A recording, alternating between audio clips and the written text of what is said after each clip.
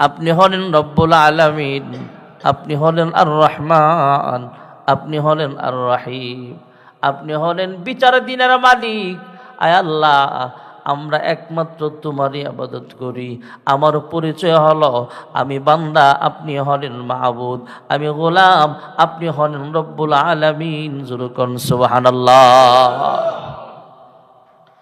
গোলাম মুনিবের কাছে কিছু চাইলে চাইতেই পারে, আর মুনিব হিসাবে গোলামকে দিতে আপনি পারেন।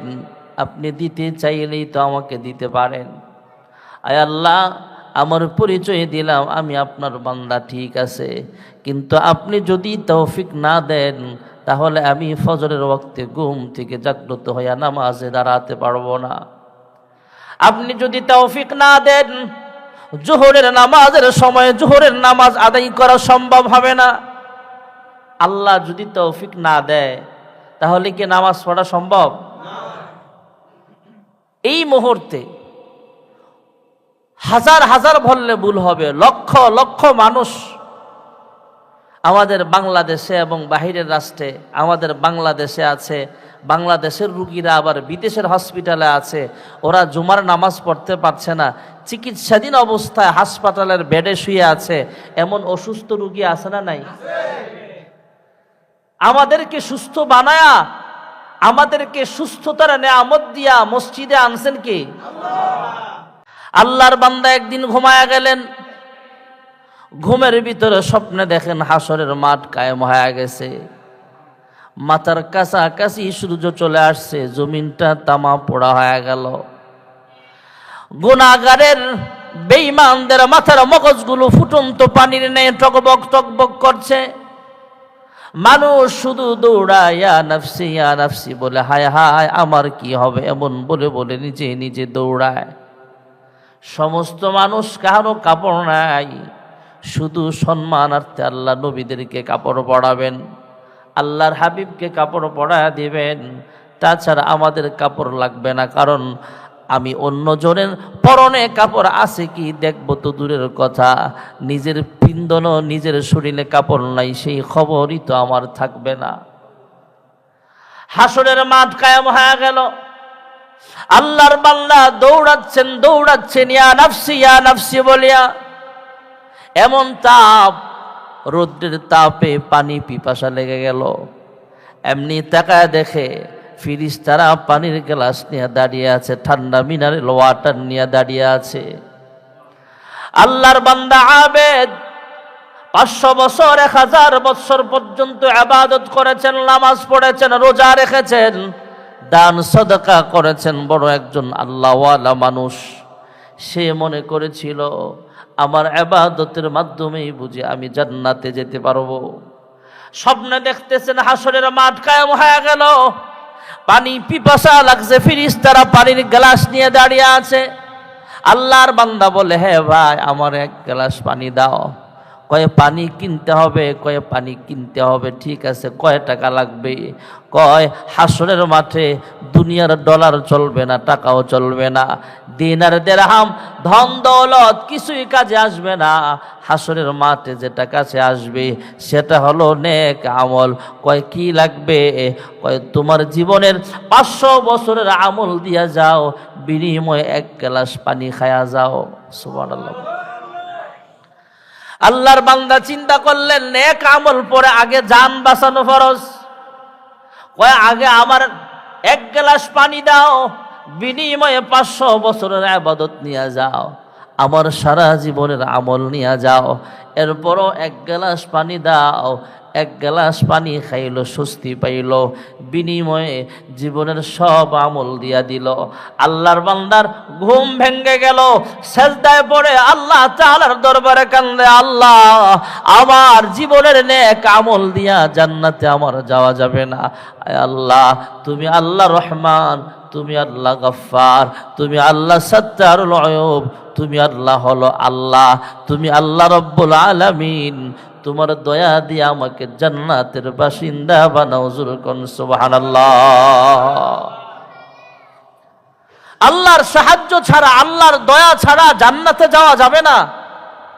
আমরা তো ভাবতেছি আমার শরীরে শক্তি আছে তাই আমি মসজিদে চলে আসছি না, আমার আল্লাহ সুযোগ দিয়েছেন, তৌফিক দিয়েছেন।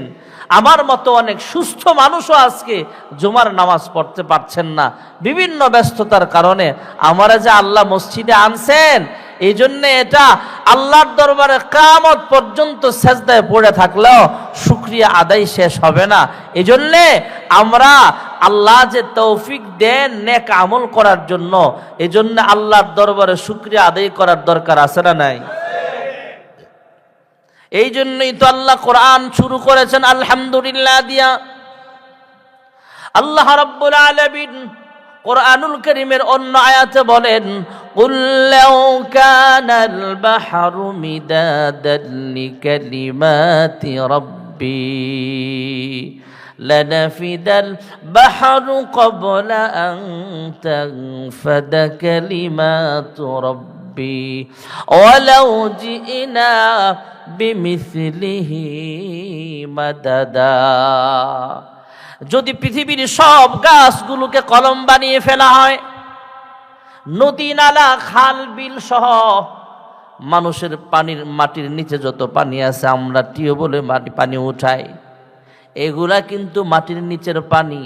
মাটির নিচে যত পানি আছে, সাগর মহাসাগর সহ যত পানি বস্তু আছে, সব পানিগুলোকে যদি আল্লাহ তাআলার প্রশংসা লেখার জন্য কালি বানিয়ে দেওয়া হয়, পৃথিবীর সব গাছপালাগুলোকে যদি কলম বানায় দেওয়া হয়, পৃথিবীর সমস্ত মানুষ মিলে যদি এই গাছ নামক কলম দিয়া সাগর মহাসাগরের কালি দিয়া আল্লাহর প্রশংসা লিখতে থাকে, আল্লাহর গুণগান লিখতে থাকে, এক সময় দেখা যাবে সাগরের পানি শেষ হয়ে যাবে, সাগর মহাসাগর নদী নালার কালিগুলো ফুরিয়ে যাবে, গাছগুলো ক্ষয় হতে হতে গাছগুলো বিলুপ্ত হয়ে যাবে, আবার গাছ বানানো হবে, আবার কলম বানানো হবে, আবার সাগরের পানি কালি বানানো হবে।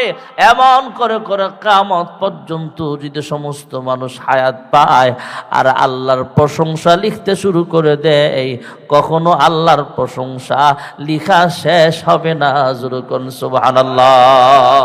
আপনার টাকা পয়সা লাগবে, আপনি মানুষের সামনে বলতে পারছেন না, নিজে নিজে হাত উঠান, জিহ্বা লড়ায়া লড়ায়া বলতে পারছেন না, মনে মনে আল্লাহকে বলেন।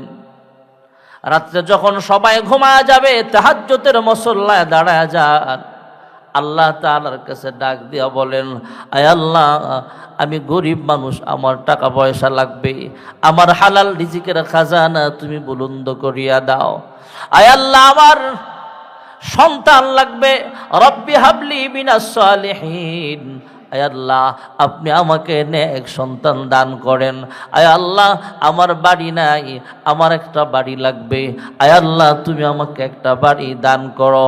আয় আল্লাহ, আমার সন্তান নাই, তুমি আল্লাহ নেক সন্তান দান করো। আমার গাড়ি লাগবে, আপনি আমাকে গাড়ি দান করেন। আয় আল্লাহ, আমার যা কিছু লাগবে সব ব্যবস্থা করিয়া দেন। ব্যবস্থা করনেওয়ালা জোরে বলেন একমাত্র কি? চাইয়া দেখেন না। তবে আমরা যখন নামাজের ভিতরে আল্লাহ তাআলার কাছে পরিচয় দিলাম, ইয়াকা না'বুদু, আয় আল্লাহ আমরা তোমার গোলাম, তুমি আল্লাহ হলা মাবুদ, আমরা হলাম গোলাম, তুমি আল্লাহ মুনিব, তুমি আল্লাহ মালিক, তুমি আল্লাহ মালিক, তুমি আল্লাহ দেনওয়ালা। আমরা শুধু সাহায্য চাইতে পারবো, আপনি শুধু সাহায্য দিতেই থাকবেন। আল্লাহ তাআলা আর রহমান, আল্লাহ তাআলা আর রহিম, আল্লাহ তাআলা মালিক ইয়াউমিদ্দিন, আল্লাহ তাআলা রব্বুল আলামিন।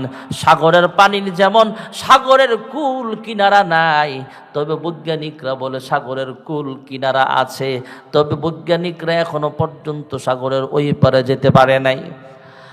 ঊর্ধ্ব ভ্রমণে যেতে পেরেছেন, কিন্তু সাগরের ওই পারে এখনো যেতে পারে নাই। আরব সাগর, আটলান্টিক মহাসাগর, বঙ্গোপসাগরের ওই পারে কি আছে বৈজ্ঞানিকরা এখনো বলতে পারে না। তবে চাঁদের মাটিতে যেতে পেরেছেন, কিন্তু সাগরের ওই পারে যেতে পারে না।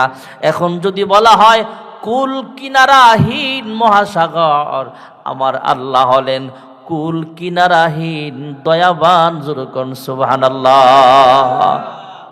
আল্লাহ আমাদেরকে দোয়া ও শিক্ষা দিয়েছেন, ইহদিনাস সিরাতাল মুস্তাকিম। আয় আল্লাহ, জান্নাতে যাওয়ার সোজা রাস্তায় আমাদেরকে চালাও। জোরে কোন সুবহানাল্লাহ। আমরা আল্লাহর কাছে টাকা পয়সাও কিন্তু চাই না।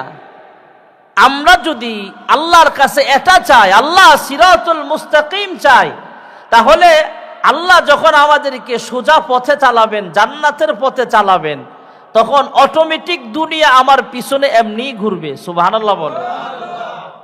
উলাইকাল্লাযীনা আন'আমাল্লাহু আলাইহিম মিনান নাবিয়্যিনা ওয়াস-সিদ্দীকিনা ওয়াশ-শুহাদা من النبيين والصديقين والشهداء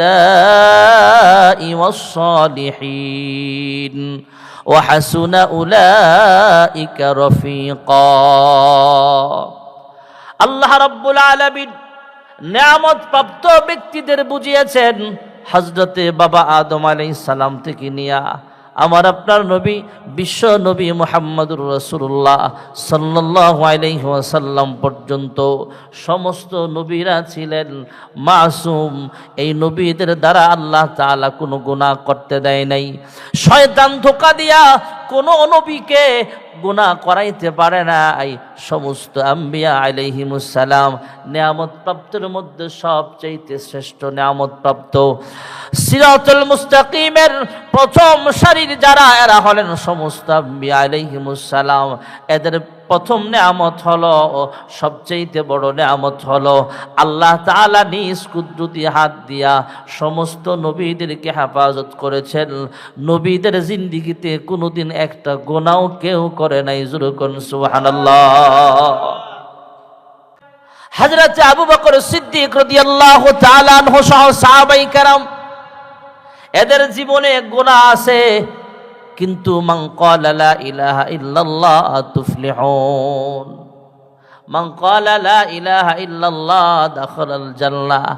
তারা যখন বেঈমান অবস্থায় গুনাহ করলো, কালিমা পড়ে যখন মুসলমান হয়ে গেছে, আল্লাহ তাআলা তাদের জিন্দেগীর সব গুনাহগুলো ক্ষমা করে দিয়েছেন। আর শুহাদা ওয়াস সালিহিন, কিয়ামত পর্যন্ত দ্বীনের জন্য যারা শহীদ হবে, দেশ বাঁচানোর জন্য যারা শহীদ হবে, ইখলাসের সাথে ঈমানের সাথে যাদের শহীদ হবে, শাহাদাত হবে, এরাও নিয়ামত প্রাপ্ত ব্যক্তি। কারণ এরা বিনা হিসাবে আল্লাহর জান্নাতি হয়ে যাবে। কয়েকদিন আগে উসমান হাদির জানাজা হলো। জুলাই যুদ্ধে যারা শহীদ হয়েছেন মুসলমান, আবু সাইদ মুগ্ধ সহ, এরা জান্নাতি। এদেরকে উলামায়ে কেরামদের ফতোয়া, এরাও শহীদ। সুবহানাল্লাহ বলেন। ওয়াস সালিহিন, নেককার বান্দা বান্দি, কিয়ামত পর্যন্ত আল্লাহ তাআলার নেককার বান্দা বান্দি আছে যারা 5 ওয়াক্ত নামাজ সময় মতো আদায় করে, সুন্নতে মুআক্কাদাগুলো ঠিক মতো আদায় করে, নফল ঠিক মতো আদায় করে, ওয়াজিবগুলো ঠিক মতো আদায় করে। আবার অনেক বান্দা বান্দি এমন আছে যাদের তাহাজ্জুদ কখনো ছুটে না। সুবহানাল্লাহ। এই নেককার বান্দা বান্দি, নবীগণ, শহীদগণ, সাহাবায়ে কেরাম, সিদ্দিকগণ যেই পথে চলেছেন, এরা হলেন নিয়ামত প্রাপ্ত, এরা হলো সিরাতুল মুস্তাকিম, ইহদিনাস সিরাতুল মুস্তাকিম। এরা যেভাবে চলে আল্লাহ আপনার প্রিয় হয়েছেন, আমাদেরকেও সে পথেই চলার ব্যবস্থা করে দেন। সুবহানাল্লাহ বলেন। সূরাতুল ফাতিহার শেষ আয়াতে আমরা বলি, গায়রিল মাগদুবি আলাইহিম ওয়ালাদ-দাল্লিন। আমরা আল্লাহর গজব প্রাপ্ত এবং আল্লাহর দুশমনদের পথে আমরা চলতে চাই না। ইহুদিদের পথ সিরাতুল মুস্তাকিম না, খ্রিস্টানদের পথ সিরাতুল মুস্তাকিম না, বেঈমানদের পথ সিরাতুল মুস্তাকিম না। যারা নবী, এদের পথটা সিরাতুল মুস্তাকিম। আবু বকরের যে পথে চলেছেন, এটা সিরাতুল মুস্তাকিম। আম্বিয়া আলাইহিমুস সালাম যেভাবে চলেছেন, এটা সিরাতুল মুস্তাকিম। ইহদিনাস সিরাতুল মুস্তাকিম। আল্লাহ, আমরা সোজা পথে চলতে চাই, যে পথে চললে সোজা জান্নাতে যাওয়া যায়। সুবহানাল্লাহ বলেন। তাহলে এই সূরার মেইন কথা হলো, আমরা আল্লাহর কাছে দরখাস্ত করলাম, আল্লাহ আমরা জান্নাতে যাওয়ার পথটা চাই। সুবহানাল্লাহ। এটা হলো দরখাস্তের মেইন বিষয়। আর শুরুতের 3 আয়াতে আমরা আল্লাহর প্রশংসা করলাম। এরপরে ইয়্যাকা না'বুদু ওয়া ইয়্যাকা নাস্তাঈন, আল্লাহ তোমার কাছে আমরা সাহায্য চাই, আমরা তোমার বান্দা। আমরা কার বান্দা? আমরা আপনি মুনিব, আমরা গোলাম। আপনি মালিক, আমরা গোলাম। আল্লাহ আপনি রাজা, আমরা প্রজা। আল্লাহ আপনি দেন, কি দিবেন? গাড়ি বাড়ি, ধন দৌলত, হুরে গেলমান, কিচ্ছু চাই না। নবীরা যেভাবে চলেছেন, সিদ্দিকগণ সেভাবে চলেছেন, সেভাবে চালান। ভ্রান্ত পথে না, ইহুদি খ্রিস্টানদের পথে না, নবীদের পথে চালান, সিদ্দিকদের পথে চালান। আয় আল্লাহ শহীদরা যেভাবে চলেছেন সেভাবে চালান। আল্লাহ ওয়ালারা যেভাবে চলে সেভাবে আমাদেরকে চলার সুযোগ দেন। সুবহানাল্লাহ বলে।